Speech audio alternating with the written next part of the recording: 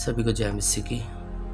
आज मैं आपको बताना चाहूँगा इस बड़ी बीमारी कोरोना जैसी बीमारी में हम किसके पास जाएं, या इस भारी विपत्ति में हम किसके पास जाएं।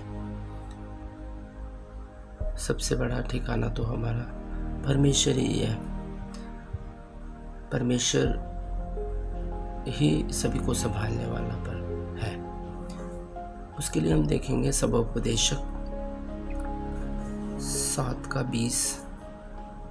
निसंदेह पृथ्वी पर कोई ऐसा धर्मी मनुष्य नहीं जो भलाई ही करे और जिससे पाप ना हुआ हो। संसार में कोई भी ऐसा मनुष्य नहीं है जिसने कोई पाप ना किया हो। इसलिए पापी को क्या चाहिए? अपने गुनाह को मानकर परमेश्वर के पास आना चाहिए। इन्हीं पापों की वजह से तो परमेश्वर का कहर इस संसार पर बरसता है। रोमियो 3:10 भी हम देखेंगे, जैसे लिखा है, कोई धर्मी नहीं, एक भी नहीं। यदि पूरे संसार में देखा जाए तो एक भी धर्मी नहीं, एक भी।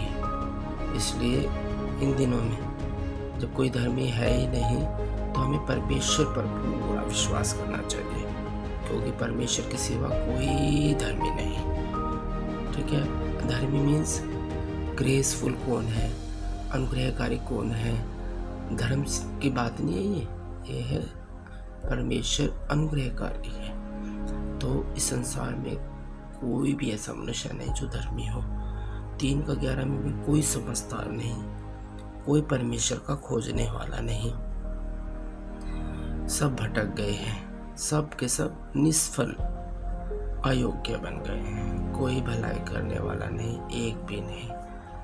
परमेश्वर को छोड़कर कोई भी भलाई करने वाला इस जगत में नहीं है, क्योंकि जो मनुष्य है तो मनुष्य ही है। उनसे ऐसा नहीं बन पड़ता जो जैसा परमेश्वर कर सकता है। परमेश्वर के सिवा कोई ऐसा नहीं कर सकता। इसलिए 3:23 में, इसलिए कि सबने पाप किया है और परमेश्वर की महिमा से रहित है। सभी ने क्या किया है? पाप किया है, और पाप करने की वजह से वो परमेश्वर की महिमा से अलग हो गए हैं, रहित हो गए हैं। यदि हम परमेश्वर के वचन में से एक जगह और देखें, उत्पत्ति 6:5, और यह वह परमेश्वर ने देखा कि मनुष्य की बुराई पृथ्वी पर बढ़ गई है और उनके मन के विचार में जो कुछ उत्पन्न होता है सो निरंतर बुरा ही होता है। इन के टाइम की बात है जब पृथ्वी पर इतना पाप फैल गया था कि पृथ्वी पर जब परमेश्वर ने देखा, इधर उधर सारी पृथ्वी पर देखा कि पृथ्वी पर इतनी बुराई बढ़ गई है। लोगों के मनों में जब जो भी विचार आते हैं वो बुरे ही होते हैं। इन दिनों में क्या देखने को मिलता है? लोगों को जितना मर्जी समझा दो, आज भी अपनी वो मौज मस्ती, उल्टे सीधे कामों में और शारीरिकता को बढ़ावा देने के सिवाय और कुछ नहीं करते।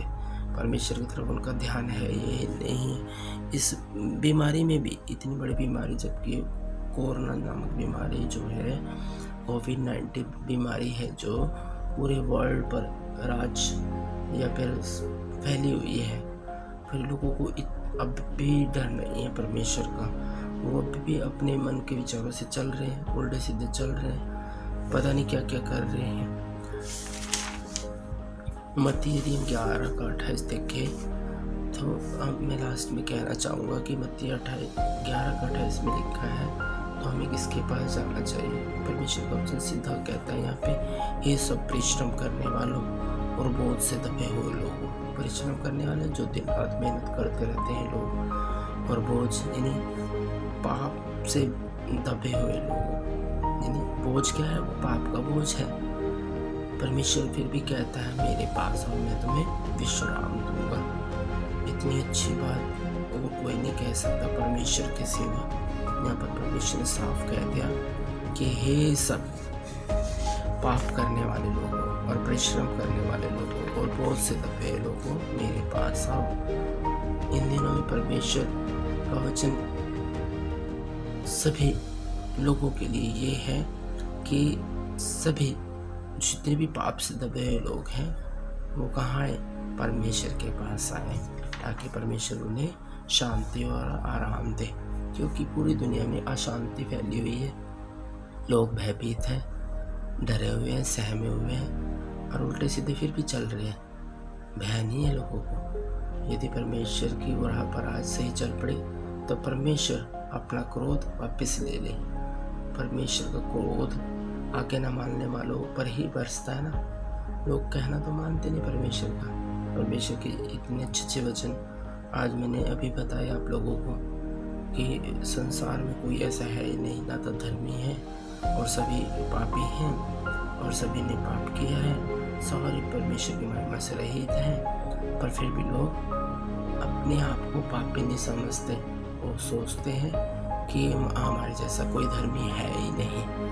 अब परमेश्वर के वचन लास्ट वचन में मैंने बता दिया कि सभी ने पाप किया है और क्या, सभी ने पाप के बोझ से दबे हुए हैं। फिर भी परमेश्वर कहता है कि मेरे पास आओ, मैं तुम्हें शांति और विश्राम दूंगा। परमेश्वर के सिवा और कहीं शांति और विश्राम नहीं है। सभी को जय मसीह की।